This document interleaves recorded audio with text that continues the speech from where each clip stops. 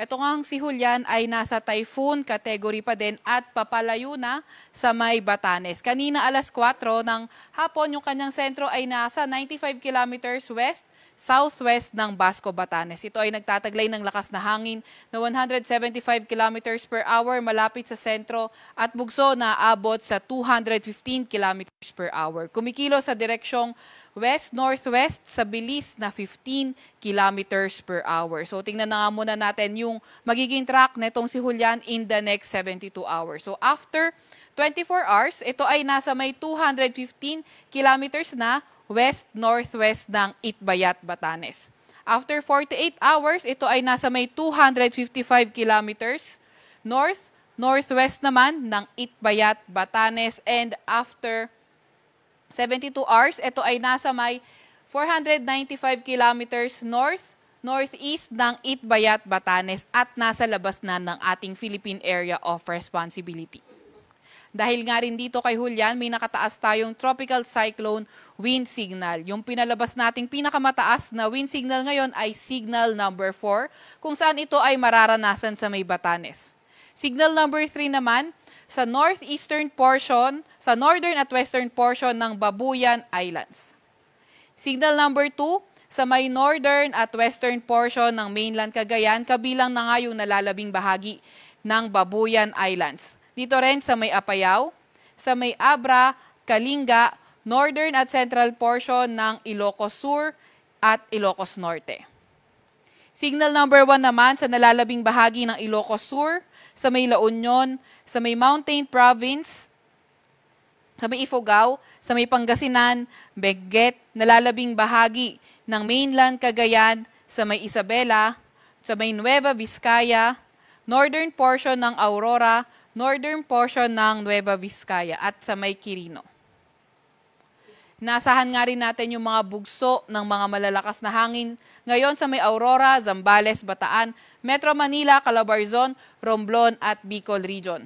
Bukas naman sa may Ilocos Region, Cordillera Administrative Region, northern at eastern portion ng mainland Cagayan, eastern portion ng Isabela, Aurora, Zambales, Bataan, Metro Manila, Calabarzon, Romblon, Camarines Norte, Camarines Sur at Catanduanes. And on Wednesday, bugso ng mga malalakas na hangin ay posible nating maranasan sa may Batanes, Babuyan Islands, Ilocos Norte, Ilocos Sur, Apayao at Abra.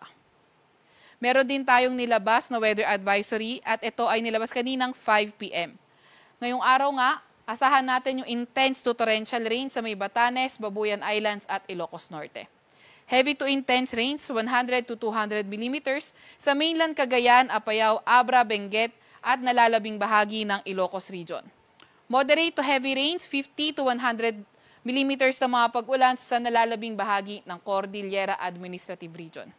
Bukas naman, asahan natin yung heavy to intense rain sa Batanes at Babuyan Islands at moderate to heavy rain sa Ilocos Norte at Ilocos Sur.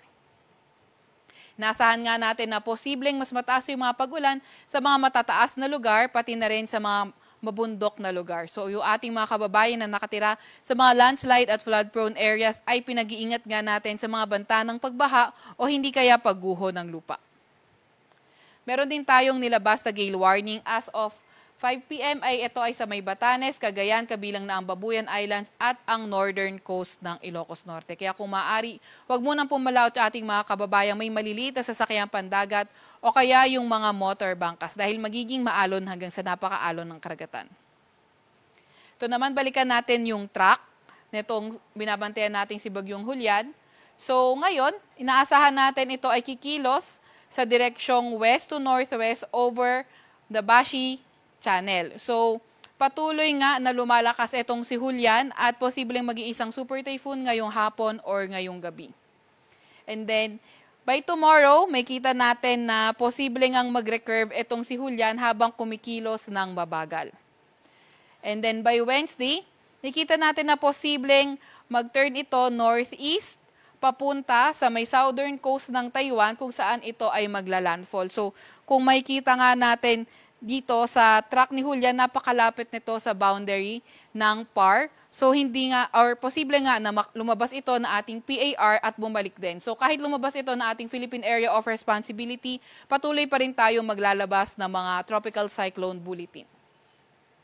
And then, ito ngang si Julian, tatahakin nito yung Taiwan area at posible nang mag-emerge o lumabas sa Taiwan by Wednesday evening or Thursday early morning.